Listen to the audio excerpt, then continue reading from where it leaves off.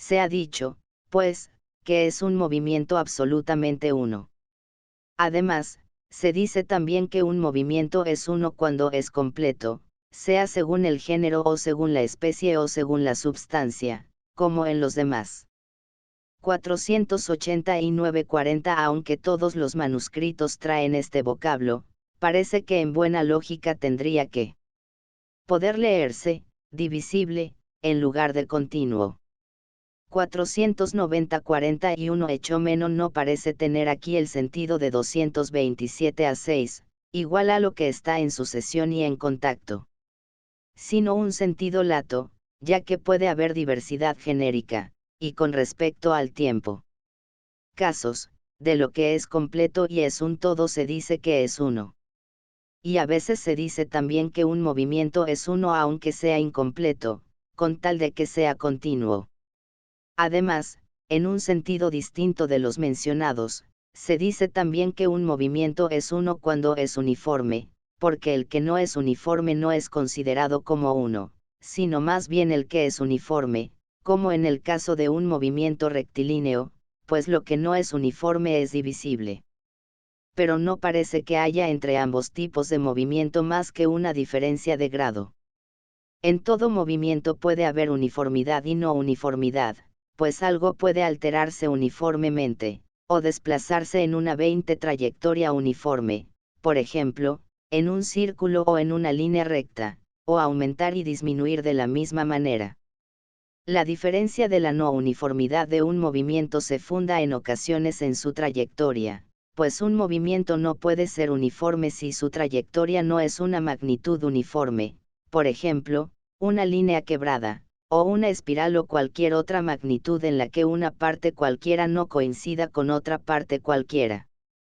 Pero a veces la no uniformidad no se funda en el, dónde, ni en el, cuándo, ni en el, hacia lo que, del movimiento, sino en el, cómo, pues en algunos casos el movimiento se diferencia por la rapidez o la lentitud, y cuando su velocidad es la misma se dice que el movimiento es uniforme y cuando no es la misma que no lo es.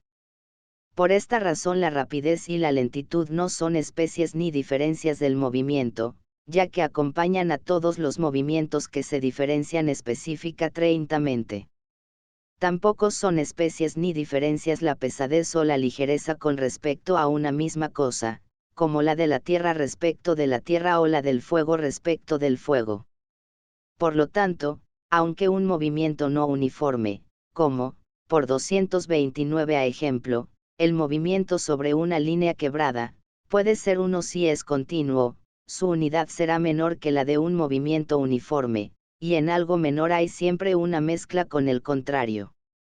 Y si todo movimiento puede ser uniforme o no uniforme, los movimientos que sean contiguos pero no específicamente los mismos no pueden ser unos y cinco continuos, pues como un movimiento compuesto de alteración y desplazamiento podría ser uniforme. Para que lo fueran tendrían que adaptarse entre sí. 5. Contrariedad de los movimientos. Tenemos que determinar a continuación qué clase de movimientos son contrarios entre sí, y hacer lo mismo con el reposo. Y ante todo tenemos que distinguir si los contrarios son el movimiento que viene de una cosa y el que va hacia esa misma cosa, 10 como por ejemplo un movimiento desde la salud y otro hacia la salud, una oposición similar, al parecer, a la que hay entre la generación y la destrucción, o b, si los contrarios son los movimientos desde los contrarios, por ejemplo desde la salud y desde la enfermedad, o c, si los son los movimientos hacia los contrarios, por ejemplo hacia la salud y hacia la enfermedad, o d, si los son los movimientos desde su contrario y hacia el otro contrario, por ejemplo desde la salud y hacia la enfermedad, o e, si los son cuando un movimiento entre un par de contrarios procede del primero al segundo y el otro a la inversa, como por ejemplo el movimiento de la salud a la enfermedad y el de la enfermedad a la salud. Porque los movimientos tienen que ser contrarios entre sí en uno de estos modos o en más de uno, ya que no hay otros modos de oposición que estos 491. Ahora bien, d. El movimiento desde uno de los contrarios no es contrario al movimiento hacia el otro contrario, Por ejemplo, el movimiento desde la salud y el movimiento hacia la enfermedad, pues son uno y el mismo movimiento. Pero su ser no es el mismo, como no es lo mismo cambiar desde la salud que cambiar hacia la enfermedad. 20 Tampoco b. El movimiento desde su contrario es contrario al movimiento desde el otro contrario, porque se da el caso de que ambos al partir de los contrarios son tanto un movimiento hacia el otro contrario como hacia un intermedio, pero de esto hablaremos luego. Por otra parte, la causa de la contrariedad está más bien en el cambio hacia el contrario que en el cambio desde un contrario, pues en el segundo cambio se produce una disminución de la contrariedad y en el primero un aumento, y cada movimiento toma 25 su denominación más bien del, hacia lo que del, desde lo que, del. 491-42 de las 5 alternativas de contrariedad que se analizan se excluyen, primero, la generación y la destrucción por suponer solo un término y su negación, por lo que en el lenguaje de Aristóteles no son movimientos, sino cambios. Cf. Supra capítulo I, acerca de la genilación o arar 314-6, BL 4, de las que quedan se excluyen dos por suponer solo una contrariedad conceptual, no real, las dos restantes se pueden reducir a dos, así, supuesta la oposición, cualitativa o cuantitativa o local, entre los términos positivos a y b, un movimiento será contrario a otro cuando sea de A o de A. Cambio, como, curación, higiensis, de, salud, higieia, y, enfermarse, nosansis, de, enfermedad, nosos. Nos quedan por examinarse, el movimiento hacia los contrarios y el movimiento hacia los contrarios desde los contrarios. Ahora bien, puede ocurrir que el movimiento hacia un contrario sea también un movimiento desde el otro contrario, aunque su ser no es el mismo, digo, por ejemplo, que, hacia la salud, no es lo mismo que, desde la enfermedad, y, desde la salud, que, hacia la enfermedad. Pero, puesto que el cambio se diferencia del movimiento, pues un movimiento es un cambio de un sujeto a un sujeto, 492, se sigue entonces que los movimientos son contrarios 229b entre sí, cuando en los contrarios uno va desde un contrario hacia su contrario y el otro a la inversa, como, por ejemplo, el movimiento desde la salud a la enfermedad y el movimiento desde la enfermedad a la salud 493. También se puede ver por inducción cuáles son los movimientos que son contrarios, pues el proceso de enfermarse se piensa que es contrario al de recobrar la salud, el de aprender al de ser 5 llevado a error y no por sí mismo, pues, como en el conocer, se puede estar en el error por sí mismo o por otro, ya que son movimientos hacia los contrarios, y se piensa también que con contrarios el desplazamiento hacia arriba y el desplazamiento hacia abajo, pues arriba y abajo son contrarios. Longitudinalmente, el desplazamiento a la derecha y el desplazamiento a la izquierda, pues derecha e izquierda son contrarios en lo ancho, el movimiento hacia adelante y el movimiento hacia atrás, pues delante y atrás son también contrarios, 494. 10 En cuanto a, lo que va solo hacia un contrario es un cambio pero no un movimiento, como por ejemplo, llegar a ser blanco, sin que se diga a partir de que 495. En los casos en que no hay contrario, el cambio desde una cosa es 492-43 CF 225 BL2. 493-44 no es suficiente que haya un cambio desde o hacia un contrario para que se pueda hablar de movimiento, pues cuando un hombre muere también se produce un cambio desde la salud, en cuyo caso sería de A no, hace falta que se proceda de A a B. 494-45 CF. Acerca del cielo 284 B24. 495-46 podría ser una génesis tis, concomitante con una génesis aple, simpliciter, como la de lo blanco en el nacimiento de un hombre blanco, en cuyo caso la distinción solo sería conceptual y no habría propiamente movimiento. Contrario al cambio hacia la misma cosa 496, también la generación es contraria a la destrucción, y la pérdida a la adquisición. Pero estos son cambios, no movimientos. Cuando hay intermedios entre los contrarios, un movimiento hacia algo intermedio es considerado como un movimiento hacia un contrario, pues lo intermedio es como un contrario para el movimiento, en cualquier dirección que se produzca el cambio, por ejemplo, un movimiento desde el gris hacia el blanco, como si fuese desde el negro, y un movimiento desde el blanco hacia el gris como si fuera hacia el negro, y un movimiento desde el negro hacia el gris como si el gris fuera blanco, pues se dice que un medio se opone de algún modo a los dos extremos, como ya se dijo 20 antes. Así pues, la contrariedad en los movimientos se da entre el que va desde un contrario a un contrario y el que va desde este contrario a su contrario. 496-47 Así, no hay un término que sea contrario a una ousia, y por lo tanto la génesis de Sócrates es un cambio contrario a subtora, pero no es kínesis. 6 Movimiento y reposo como contrarios.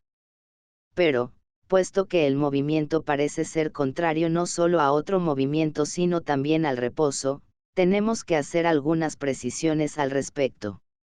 Estrictamente hablando, lo contrario de un movimiento es otro movimiento, pero el movimiento C25 opone también al reposo, pues el reposo es la privación de movimiento, y en cuanto privación puede ser entendido en cierto sentido como su contrario, cada especie de movimiento con cada especie de reposo 497, por ejemplo el movimiento local con el reposo local.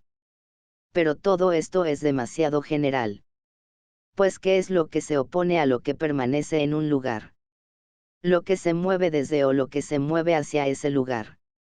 Claro está, corno el movimiento se produce entre 230 sujetos 498, el reposo en un lugar se opone al movimiento desde ese lugar hacia el lugar contrario, mientras que el reposo en el lugar contrario se opone al movimiento desde este hacia el otro lugar.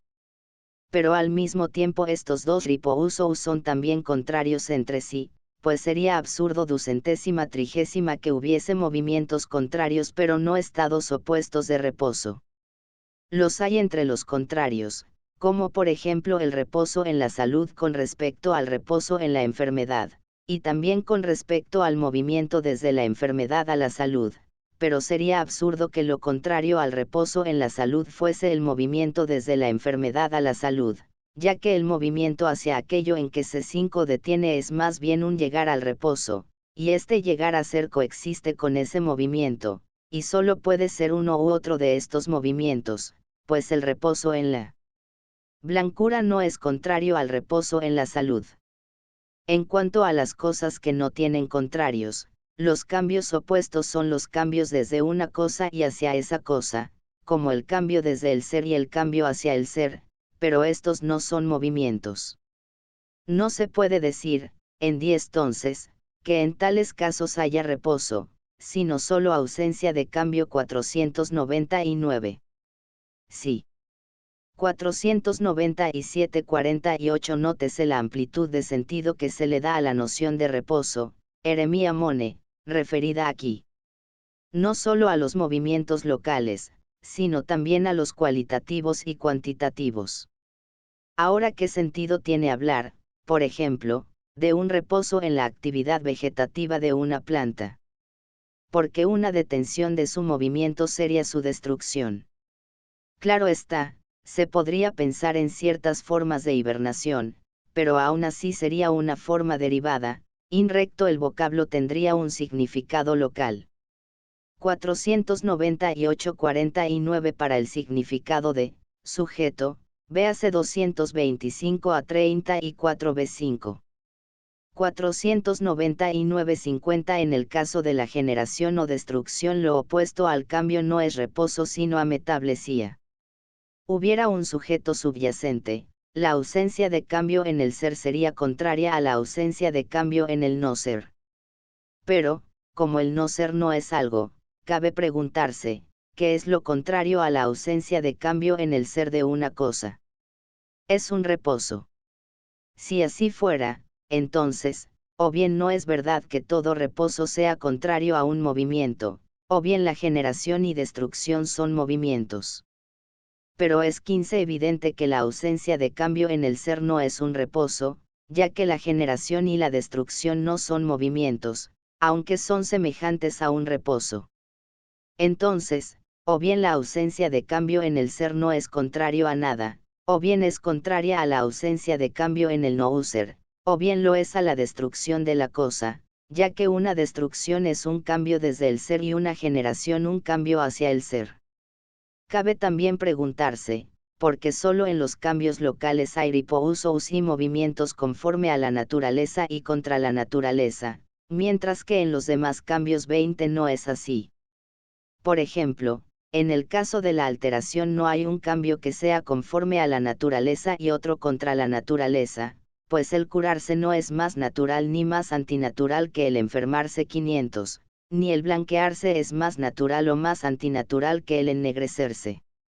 Y análogamente con el aumento y la disminución, pues estos no son contrarios en 25.3 y en el sentido de que uno de ellos sea por naturaleza y el otro contrario a la naturaleza, ni hay aumento que sea contrario a otro en este sentido. El mismo razonamiento se puede hacer sobre la generación y la destrucción, porque no se trata de que la generación sea conforme a la naturaleza y la destrucción contra la naturaleza, ya que el envejecer es conforme a la naturaleza, ni observamos que haya una generación que sea conforme a la naturaleza y otra contra la naturaleza. Pero, si el cambio por violencia es contra la naturaleza, 30 no serían las destrucciones violentas, al ser contra la naturaleza, contrarias a las destrucciones naturales. No habría también generaciones violentas que no resultan de la necesidad natural y que serían contrarias a las generaciones sodio. Ausencia de cambio, no cambio. Ahora, ¿qué es lo contrario de la ametablesia en el ser? Si por no ser se entiende lo que no es en absoluto, solo por una vaga metáfora se puede hablar de ametablesia en el no ser, solo tendría sentido si el no ser se entiende secundum quid, como esta materia que aún no ha sido configurada según esta forma. Pero, una vez más, ¿qué sentido tiene hablar de ametablesia en el ser?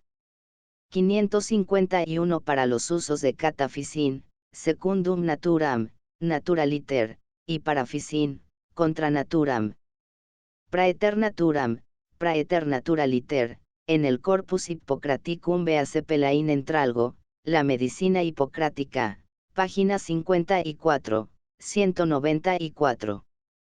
Como indica Ross, en este pasaje Aristóteles simplemente está desarrollando una aporía, luego dirá que la distinción catafisín diagonal para fisín se encuentra en todo tipo de movimiento y de reposo. 230 veturales. ¿Acaso no hay aumentos y disminuciones violentos, por ejemplo el crecimiento apresurado de los jóvenes que por la molicie llegan precozmente a su desarrollo, o la maduración precoz de las simientes por no tener raíces profundas? 501 ¿Y qué diremos de las alteraciones? ¿Acaso no hay, de la misma manera, algunas alteraciones que son violentas y otras que son naturales? Pues algunos no se curan 5 de las fiebres en los días críticos, otros en los días críticos 502, y por lo tanto unos experimentan una alteración contra la naturaleza, otros conforme a la naturaleza. Pero, se puede objetar, habrá entonces destrucciones que sean contrarias a otras destrucciones, pero no a las generaciones. Nada impide que las haya en cierto sentido, pues hay destrucciones placenteras y otras dolorosas, de suerte que una destrucción puede ser contraria a otra, no en sentido absoluto, sino en cuanto que una de ellas tiene tal cualidad y la otra tal otra. 503. En general, los movimientos ir y repouso son contrarios de 10 la manera que hemos indicado, por ejemplo, el movimiento o el reposo arriba son contrarios al movimiento o al reposo abajo, pues el arriba y el abajo son contrariedades del lugar. En los desplazamientos por naturaleza, el fuego se desplaza hacia arriba y la tierra hacia abajo, siendo sus desplazamientos contrarios. En el caso del fuego, su desplazamiento hacia arriba es por naturaleza y hacia abajo contra su naturaleza, siendo su desplazamiento conforme a su naturaleza 15 contrario al que es en contra de su naturaleza. Y de la misma manera con el reposo, pues un reposo arriba es contrario a un movimiento desde arriba hacia abajo, en el caso de la Tierra, su reposo arriba es contra su naturaleza y su movimiento hacia abajo es conforme a su naturaleza. Por consiguiente, el reposo antinatural de una cosa es contrario a su movimiento natural, como también el movimiento de la misma cosa es contrario de la misma manera, pues uno de 20 ellos será natural, sea hacia arriba o hacia abajo, y el otro contra su naturaleza. Otra dificultad que se presenta es la de si todo reposo que no sea eterno tiene. 501 o 52 Los comentaristas antiguos veían aquí una referencia a los jardines de Adonis. 502-53 Sobre las crisis, véase el tratado hipocrático de Crisibus. Crisis de una enfermedad era para los hipocráticos una modificación más o menos súbita de la enfermedad, que cuando es perfecta anuncia la curación y cuando no lo es puede dar lugar a un proceso recidivante. Este cambio súbito de la crisis suele tener lugar en el curso de un día. El intento de establecer su relación numérica con el comienzo de la enfermedad dio origen a la célebre doctrina hipocrática de los días críticos, Crisimae Emerai, vid la in entralgo, o.c., páginas 213 a 218. 503-54 Además de la contrariedad simpliciter entre movimiento y reposo, hay también contrariedades. Secundum quid entre los movimientos, entre los ripousos, y entre los movimientos y ripousos. Una generación y si esta generación es un llegar a detenerse 504. Pero, si así fuera, tendría que haber una generación de lo que reposa en contra de su naturaleza, por ejemplo de la tierra que está arriba, pues cuando fuese desplazada hacia arriba por violencia estaría llegando 25 a detenerse. Pero de lo que está llegando a detenerse se piensa que se desplaza más rápido, mientras que de lo que se desplaza por violencia lo hace de manera contraria, por lo tanto, en este caso estaría en reposo sin que hubiese una generación del reposo. Además, del llegar a detenerse se piensa en general que es el movimiento de una cosa a su lugar propio o que se produce junto con este movimiento. Otra dificultad que se presenta es la de si el reposo en un lugar es contrario al movimiento desde ese lugar. Porque, cuando un cuerpo se mueve a partir de un lugar y lo abandona, se piensa que tiene todavía algo de lo que ha abandonado, de suerte que si el reposo es contrario al movimiento desde ese lugar al lugar contrario, entonces los contrarios pertenecerían a la vez a la misma cosa. No habría que decir, entonces, que de alguna manera está en reposo si permanece todavía en el punto inicial. Porque, en general, cuando una cosa está en movimiento, una parte suya está en 231ª aquello desde lo cual cambia y otra parte suya está en aquello hacia lo cual cambia. Por eso el movimiento es más bien contrario a otro movimiento que a un reposo. Hemos dicho, entonces, sobre el movimiento y el reposo, en qué sentido cada uno de ellos tiene unidad y en qué sentido tienen contrariedad 505. Pero sobre el llegar a detenerse se presenta la dificultad 5 de si todos los movimientos contra la naturaleza tienen un reposo que se les opone. Sería absurdo que fuese así, pues un cuerpo puede estar en reposo, pero por violencia. Luego algo estaría en reposo, aunque no fuera siempre, sin que su reposo se hubiera generado. Pero es claro que hay tal reposo, pues así como algo puede estar en movimiento en contra de su naturaleza, también puede estar en reposo en contra de su naturaleza. Y puesto que en algunas cosas puede haber 10 movimientos de acuerdo con su naturaleza y en contra de ella. 504-55 Aporías sobre si una cosa en estado no eterno de reposo tiene que tener una génesis de su reposo, que sería un llegar a detenerse, hasta ahí. La respuesta es, al parecer, que los procesos de llegar a detenerse pertenecen más bien a los movimientos naturales de las cosas a sus lugares propios, quedando excluidos los movimientos compulsivos para Ficin. 505-56. Aquí finaliza el libro V. La siguiente sección no se encuentra en buena parte de los manuscritos, fue ignorada por Porfirio y Temistio, y Simplicio la consideró como una adición posterior, mera repetición de lo que se ha dicho antes. Como el fuego que se mueve hacia arriba de acuerdo con su naturaleza y hacia abajo en contra de ella, ¿cuál será el movimiento contrario al movimiento natural hacia arriba? ¿El movimiento contranatural hacia abajo o el movimiento natural de la Tierra hacia abajo? Es claro que ambos son contrarios, aunque no del mismo modo. Pues, por una parte, un movimiento conforme a la naturaleza es contrario a otro movimiento conforme a naturaleza en tanto que uno es el de la tierra y otro el del fuego. Por otra parte, el movimiento del fuego hacia arriba en tanto que conforme a su naturaleza 15 es contrario a su movimiento hacia abajo en tanto que contrario a su naturaleza. Y de la misma manera en los casos de reposo. Quizás el movimiento se opone también en cierta manera al reposo. Libro B, resumen. Capítulo 1. Lo continuo como infinitamente divisible. Es imposible que un continuo, línea, tiempo, movimiento, esté constituido por indivisibles. Tampoco un punto, o ahora, o movimiento puntual, puede seguir en sucesión a otro.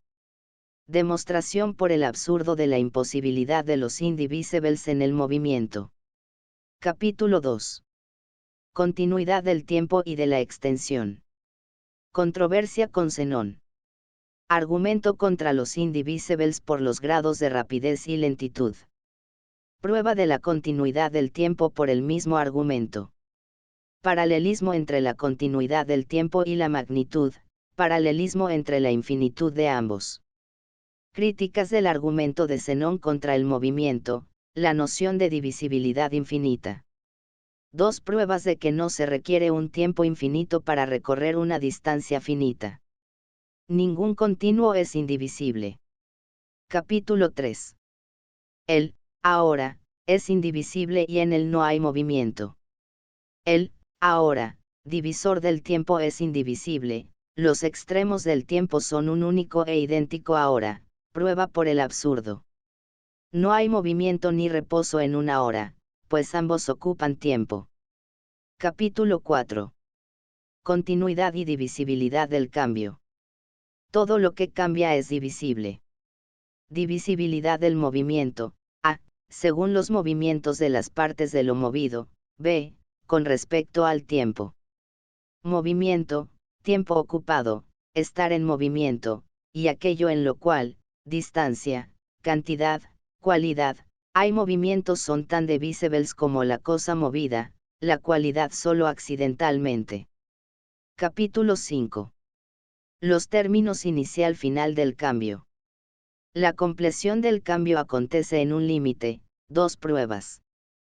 Carácter indivisible del, cuando, primero de la compleción del cambio. Hay un momento primero de compleción, pero la divisibilidad impide hablar de un primer, cuando, inicial del cambio. Tampoco se puede hablar de una primera parte del cambio, restricción sobre los cambios cualitativos. Capítulo 6. Un continuo no es divisible en partes primeras. Lo que cambia tiene que cambiar en alguna parte, por pequeña que sea, del tiempo propio. Consecuencias, lo que ha cumplido un cambio tiene que haber estado cambiando antes, y lo que está cambiando tiene que haber cumplido ya antes algún cambio. Lo mismo en el caso del llegar a ser y perecer. Conclusión, no es posible hablar de algo primero e irreductible en un cambio. Capítulo 7. Finitud e infinitud del tiempo y la magnitud. No puede haber un movimiento finito, uniforme o no, en un tiempo infinito, ni un movimiento infinito en un tiempo finito. Razones: A, porque el tiempo total que ocupa será finito, y lo mismo si no es uniforme, b, porque en cada parte del tiempo solo recorrerá una magnitud parcial. Tampoco en un tiempo finito una magnitud finita puede recorrer una magnitud infinita, ni una magnitud infinita puede recorrer una magnitud finita o infinita. Capítulo 8. Dificultades sobre el detenerse y el reposar. Lo que se está deteniendo se mueve. Lo que se está deteniendo tiene que detenerse en alguna parte del tiempo primero de la detención, pero es imposible establecer ese momento. Lo mismo para el reposo. Resumen de las aporías sobre el movimiento por la divisibilidad del tiempo. Capítulo 9. Falacias de la divisibilidad. Refutación de Zenón. Crítica de Zenón. Enunciado y refutación de los argumentos. A. La dicotomía. La falacia está en no tener en cuenta la divisibilidad del tiempo. B. El Aquiles. Reposa en la misma falacia que el anterior. C. La flecha que vuela. La falacia está en suponer que el tiempo está hecho de átomos de tiempo. D. El estadio. La falacia está en suponer que un cuerpo en movimiento pasa con igual velocidad a cuerpos en movimiento y a cuerpos en reposo. Otras dos falacias sobre el movimiento por el uso equívoco de los términos. Capítulo 10. Imposibilidad del movimiento de lo indivisible. Algo indivisible solo per accidens puede estar en movimiento, por el movimiento de algo en lo cual esté. Pruebas. A.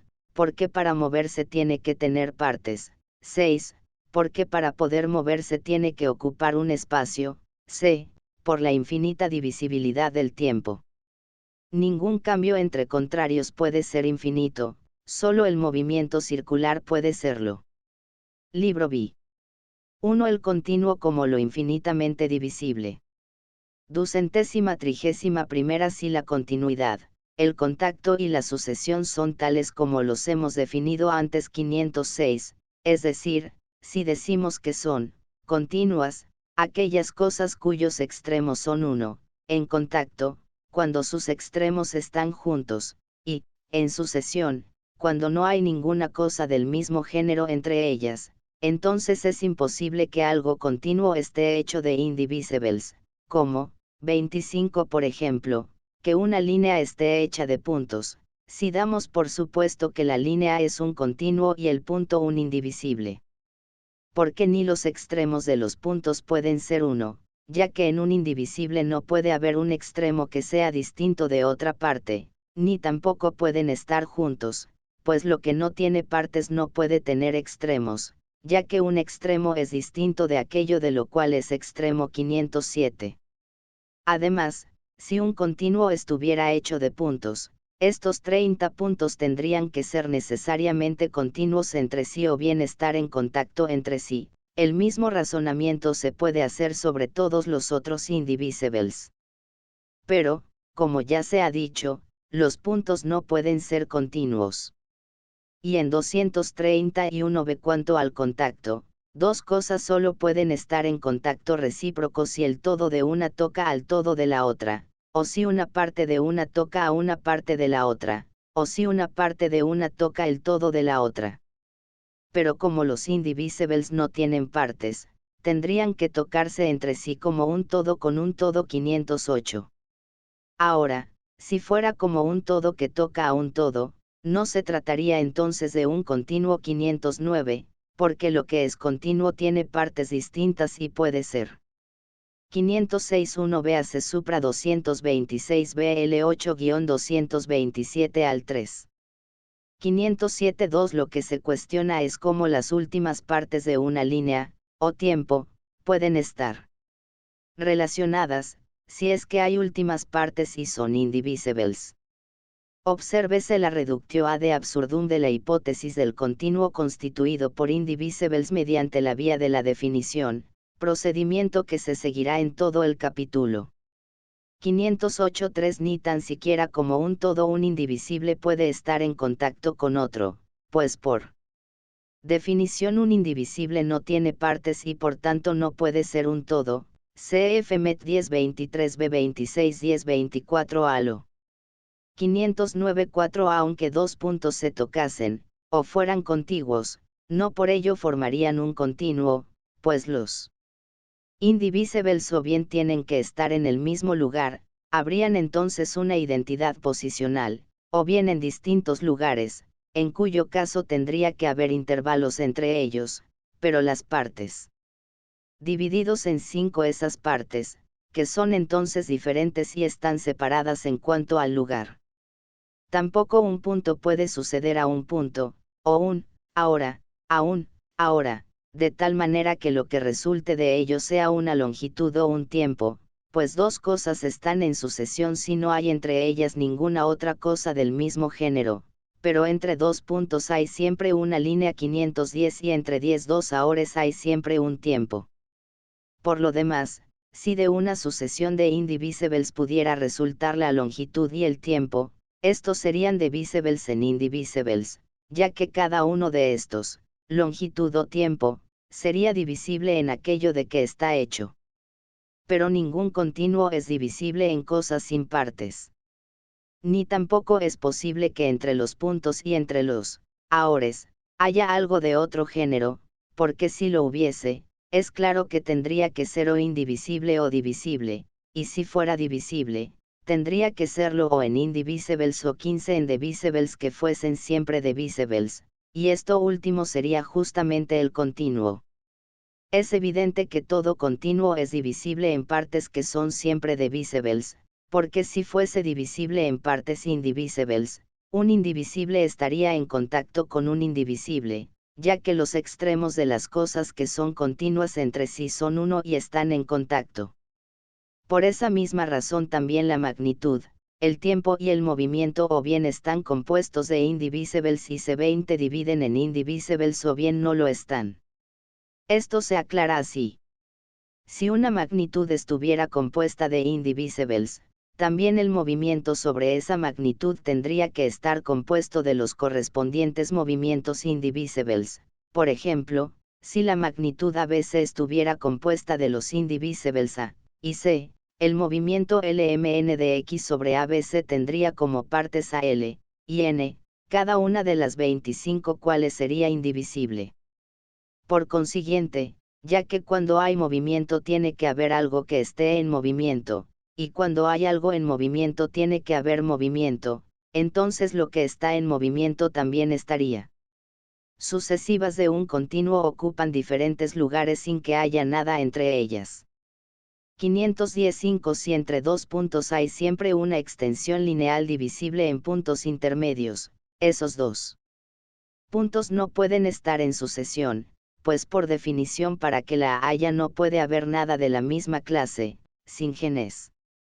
Pero tampoco puede ser de diferente clase, por ejemplo, el vacío, que supusieron algunos pitagóricos como separación entre los distintos puntos de una línea, CF2L3B24, porque el vacío tendría que ser también indivisible o divisible, y si divisible, en indivisibles o en parte siempre divisibles, pero no puede ser indivisible, pues ese vacío sería una parte constituyente de la línea, la cual es por hipótesis un continuo, y si sus partes fuesen indivisibles tendrían extremos, o límites, idénticos, etc. Compuesto de indivisibles. Así, la cosa X se habría movido sobre A con el movimiento L, sobre con el movimiento M, y de la misma manera sobre C con el movimiento N.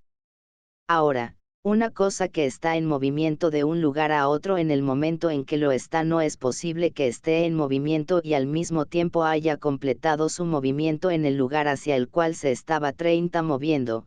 Por ejemplo, si un hombre se encamina hacia Tebas, es imposible que esté caminando hacia Tebas y al mismo tiempo haya completado su camino hacia Tebas. Pero X estaba 232ª moviéndose sobre la sección indivisible A en virtud de su movimiento L. Luego, si X pasó realmente a través de A después de que estaba pasando, el movimiento tendrá que ser divisible, porque cuando X estaba pasando, no estaba en reposo ni había completado su paso, sino que estaba en un estado intermedio.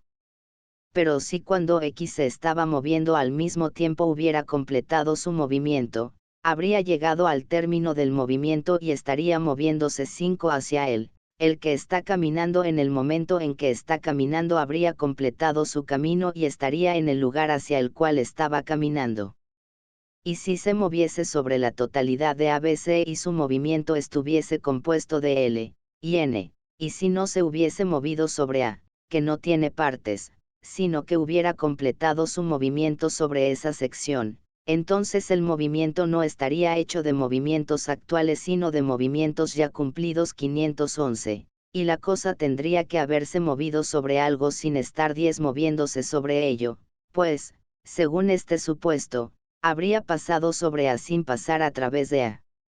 Así, sería posible que alguien hubiera completado el camino sin haber estado caminando jamás, porque según ese supuesto habría caminado sobre una determinada distancia sin caminar sobre esa distancia. Así pues, si necesariamente toda cosa está o bien en reposo o bien en movimiento, y si está en reposo en cada una de las partes de ABC, entonces se sigue que podrá estar continuamente en reposo y a la vez en movimiento, porque, como hemos dicho, estará en movimiento sobre la totalidad de ABC, pero en reposo sobre cualquiera de sus partes y por 15 tanto sobre el todo. Y si las partes indivisibles de LMN son movimientos, entonces una cosa podría estar en reposo aunque el movimiento estuviese presente en ella, y si no son. 511.6 Para ya distinción entre kinesis y kinema, movimiento puntual ya cumplido, un átomo de movimiento, véase infranota 92. Movimientos, entonces un movimiento no podría estar compuesto de movimientos. Y así como la longitud y el movimiento, también sería necesario que el tiempo fuera indivisible y que estuviera compuesto de ahores, que fuesen indivisibles. Porque si 20 todo movimiento es divisible y si una cosa en movimiento con una velocidad igual recorre una distancia menor en un tiempo menor, entonces el tiempo también será divisible. Pero, si el tiempo es divisible durante el desplazamiento de una cosa sobre A, también A tendrá que ser divisible. 2. Continuidad del tiempo y de la extensión. Controversia con Zenón.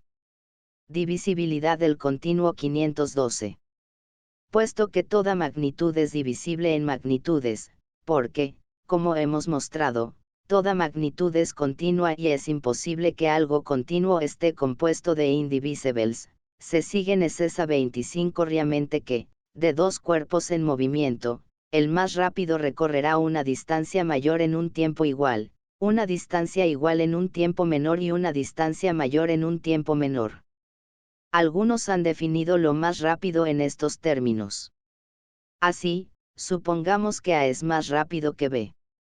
Entonces, como el más rápido es el que cambia antes, si A ha cambiado de M1 a M4 en el tiempo T1 a T4, no habrá 30 llegado todavía a M4, aunque estará cerca. Así, en un tiempo igual el más rápido recorre una distancia mayor. Pero también en un tiempo menor el más rápido recorrerá una distancia mayor, porque cuando A haya llegado a M4, el cuerpo más lento habrá llegado a M2, entonces, como a OQ 232 Bepado todo el tiempo T1 a T4 para llegar a M3 ocupará un tiempo menor, digamos T1 a T3. Así pues, dado que la distancia M1-M4 recorrida por A es mayor que la distancia M1-M2, y el tiempo T1 a T3 es menor que el tiempo total T1 a T4, el cuerpo más rápido recorrerá una distancia mayor en un tiempo menor. 5. Es también evidente, según lo anterior, que el cuerpo más rápido recorrerá una distancia igual en menos tiempo. Pues, como recorre una distancia mayor en menos tiempo que el más lento, y como considerado en sí mismo recorre una distancia mayor, digamos M1-M3, en más tiempo que para una distancia menor, digamos M1-M2, el tiempo T1 a T3 que ocupa para recorrer M1-M3 es mayor que el tiempo T1 a T2. 10 que ocupa para recorrer M1-M2. Por lo tanto, si el tiempo T1 a T3 es menor que el tiempo T1 a T4 ocupado por el cuerpo más lento en recorrer M1-2, entonces T1 a T2 será también menor que el tiempo T1 a T4, pues T1 T2 es menor que T1 T3, y lo que es menor que lo menor tiene que ser también menor que lo mayor entre dos cosas 513. Por consiguiente, el más rápido recorrerá una distancia. 512.7 Se desarrolla en este capítulo la tesis de la divisibilidad infinita del continuo, que será la gran arma con que se va a enfrentar al tema de fondo de este libro, las paradojas de Zenón. 513.8 Dicho de otra manera, si A es mayor que B, y es mayor que C, entonces A es mayor que C. Igual en un tiempo menor. 15 Además, si todo cuerpo tiene que moverse sobre una distancia en un tiempo o igual o menor o mayor que otro, y uno es más lento que otro si se mueve en un tiempo mayor, se mueve a una velocidad igual a la del otro si lo hace en un tiempo igual, y si el más rápido que el otro no lo hace a una velocidad igual ni es más lento que el otro, entonces el más rápido no se moverá en un tiempo igual ni mayor que el otro. Solo puede ocurrir entonces que se mueva en un tiempo menor, por lo tanto, si es más rápido tendrá que recorrer 20 una distancia igual en menos tiempo. Pero, puesto que todo movimiento es en el tiempo y en todo tiempo algo puede estar en movimiento, y puesto que todo lo que está en movimiento puede moverse más rápidamente o más lentamente 514, en todo tiempo podrá haber un movimiento más rápido o más lento. Si esto es así, es también necesario que el tiempo sea continuo. Entiendo por continuo lo que es divisible en divisible siempre divisi 25 bles, y si se da por sentado que esto es la continuidad, entonces el tiempo tiene que ser necesariamente continuo. Así, ya que se ha mostrado que el cuerpo más rápido recorre en un tiempo más breve que el más lento una distancia igual, supongamos que A sea el más rápido y el más lento, y que el más lento recorra la distancia m1 m3 en el tiempo t1 t3. Es manifiesto entonces que el más rápido recorrerá la 30 misma distancia en menos tiempo, y sea este tiempo t1 t2. Como el más rápido recorre la totalidad de m1 m3 en el tiempo t1 t2, en este tiempo el más lento recorrerá una distancia menor, y sea esta m1 m2.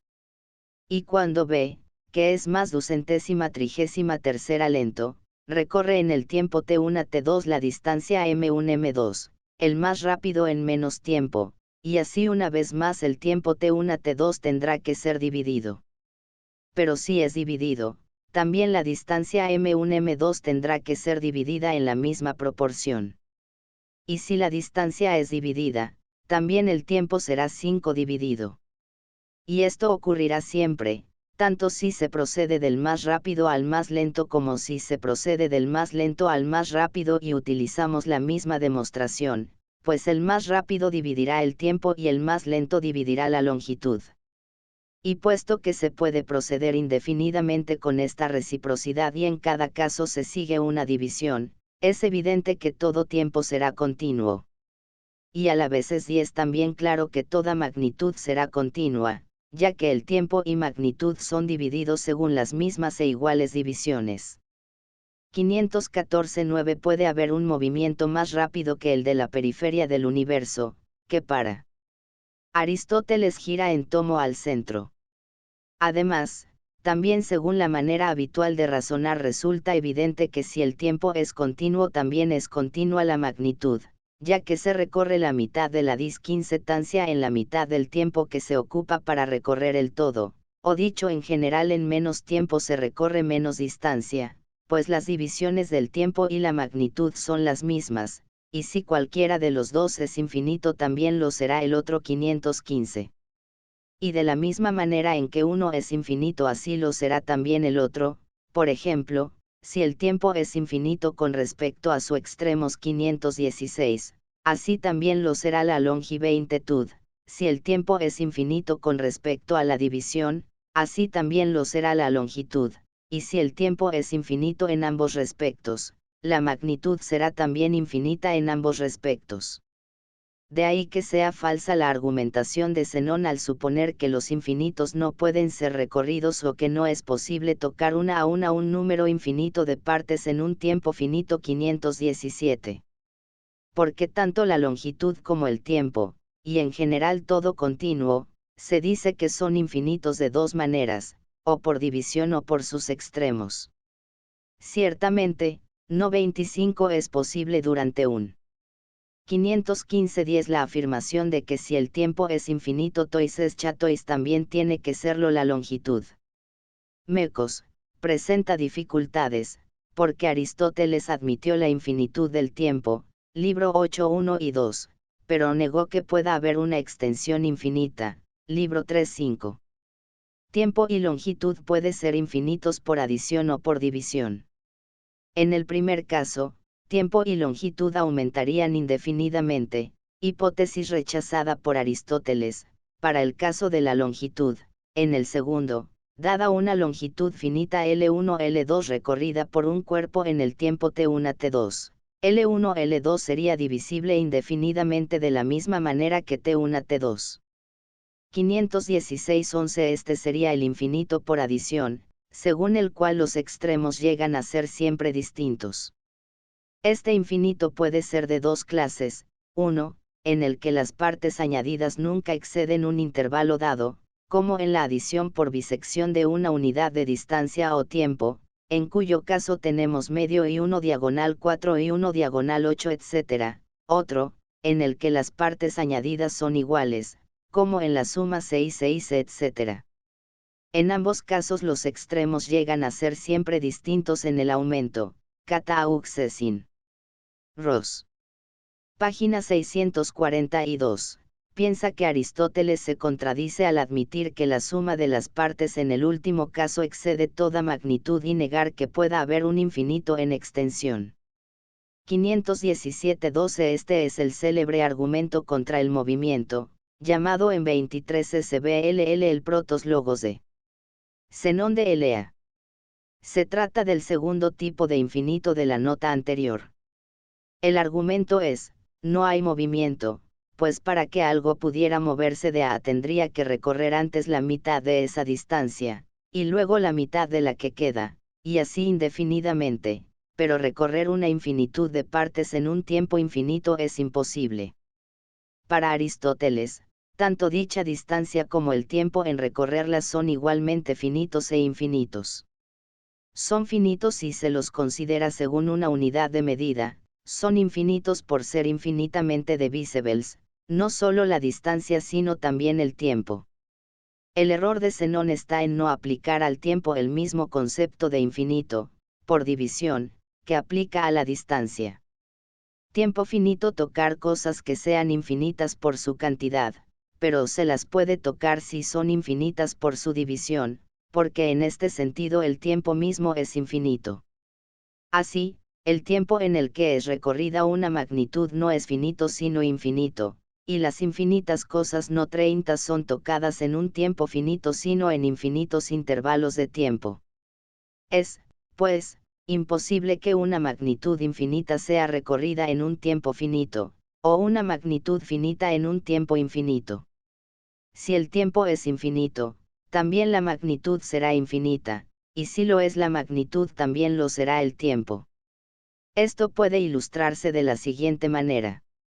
Sea AM una magnitud finita, un tiempo infinito, y sea T una T2 una 35 parte finita del tiempo T. En esta parte del tiempo lo que 233b está en movimiento recorrerá una parte de la magnitud, supongamos AB, y esta parte será la medida exacta de AM o será menor o la superará, poco importa la diferencia. Pues bien, si en un tiempo igual se recorre una magnitud igual a AB 518, y si la magnitud AB es la medida de la magnitud total AM, entonces el tiempo ocupado en recorrer AM será finis 5 to, porque será divisible en partes iguales en número a las partes es que es divisible la magnitud. Además, si no se recorre una magnitud total en un tiempo infinito, sino que es posible recorrer en un tiempo finito alguna magnitud, supongamos AB, y si AB es la medida del todo del cual es 10 parte, y si se recorre una magnitud igual en un tiempo igual, entonces se sigue que el tiempo será finito. Que para recorrer la magnitud AB no hace falta un tiempo infinito es evidente si tomamos el tiempo como limitado en una dirección, es decir, en el comienzo, porque si la parte es recorrida en menos tiempo que el todo, entonces el tiempo más breve, al estar limitado en una dirección, tendrá que ser finito. El mismo razonamiento mostrará también la falsedad del supuesto de que la longitud a 15 recorrer pueda ser infinita y el tiempo finito. Es evidente, entonces, después de lo que se ha dicho, que ni una línea ni una superficie ni, en general, nada que sea continuo puede ser indivisible. Esta conclusión se sigue no solo de la anterior argumentación, sino también porque si fuese de otra manera se seguiría la divisibilidad de los indivisibles.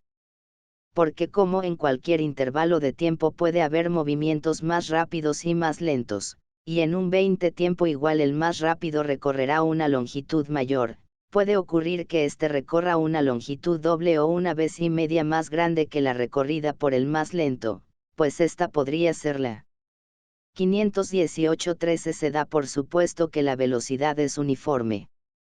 ¿Qué sucedería si la velocidad no fuera uniforme? Proporción de sus velocidades correspondientes. Supongamos, entonces, que en el mismo tiempo el más rápido recorre una magnitud una vez y media más grande que la recorrida por el más lento, y que la magnitud recorrida por el más rápido sea dividida en las tres partes 25 indivisibles AB, BC y CD, y la recorrida por el más lento en dos partes indivisibles, EF y FG. En tal caso también el tiempo se dividirá en tres partes indivisibles, ya que una magnitud igual tiene que ser recorrida en un tiempo igual, y sean estas tres partes T1 T2, T2 T3 y T3 T4. Pero, como durante el mismo tiempo el cuerpo más lento ha recorrido EF y FG, el mismo tiempo será dividido también en dos partes. Luego lo indivisible, T2 T3, será dividido, y lo que no tiene partes 30, EF, no será recorrido por el cuerpo más lento en un tiempo indivisible, sino en un tiempo mayor 519. Así pues, es evidente que no hay ningún continuo que carezca de partes. 519.14 En otras palabras, si el cuerpo más lento recorre la distancia indivisible AB en un tiempo mayor que el cuerpo indivisible, entonces en un tiempo menor o igual solo podrá recorrer una parte de AB, pero se ha supuesto que AB es indivisible. Nótese el uso sistemático que hace Aristóteles de la reductio ad impossibile. 3. El, ahora, es indivisible y en él no hay movimiento. El, ahora, considerado en sí mismo y primariamente 520, no en sentido derivado es decir, como un lapso de tiempo, es también necesariamente indivisible, y como tal es inherente a todo tiempo. Pues 35 el, ahora, es de algún modo el límite extremo del pasado y 234 en él no hay nada del futuro, y es también el límite extremo del futuro y en él no hay nada del pasado, justamente por eso decimos que es el límite de ambos. Cuando se haya mostrado que es en sí tal como lo describimos, y que es uno y el mismo 521, quedará de manifiesto también que él, ahora, es indivisible. 5. El, ahora, en cuanto extremo de ambos tiempos, tiene que ser uno y el mismo, porque si cada extremo fuese distinto no podrían estar en sucesión, ya que ningún continuo puede estar hecho de lo que carece de partes 522. Si los dos extremos del tiempo estuviesen separados, habría un tiempo intermedio entre ambos, porque todo lo que es continuo es de tal manera que tiene que contener algo de la misma de 10 nominación entre sus extremos 523. 520.15 Se trata aquí del, ahora, instantáneo o presente puntual de que se habló en 222 10 a 20, a diferencia de la hora en sentido lato o presente de la actualidad que incluye el ahora instantáneo, y 21 a 4. En ese pasaje se consideró el ahora por analogía con el punto respecto a la línea, aunque se trata de una analogía relativa, pues en sí mismo el ahora es esencialmente transitorio, fluyente, y se estableció su doble función, como presente persistente es lo que une actualmente el pasado y el futuro, y como instante irrepetible es el divisor potencial del tiempo. Entre ambos, ahores, hay mismidad en número pero no en ser, sobre la mismidad numérica y diferente en ser véase 202b5 ss. Fin de la 10ª parte. Importante, este libro es de dominio público. Cortesía de dominio público.es.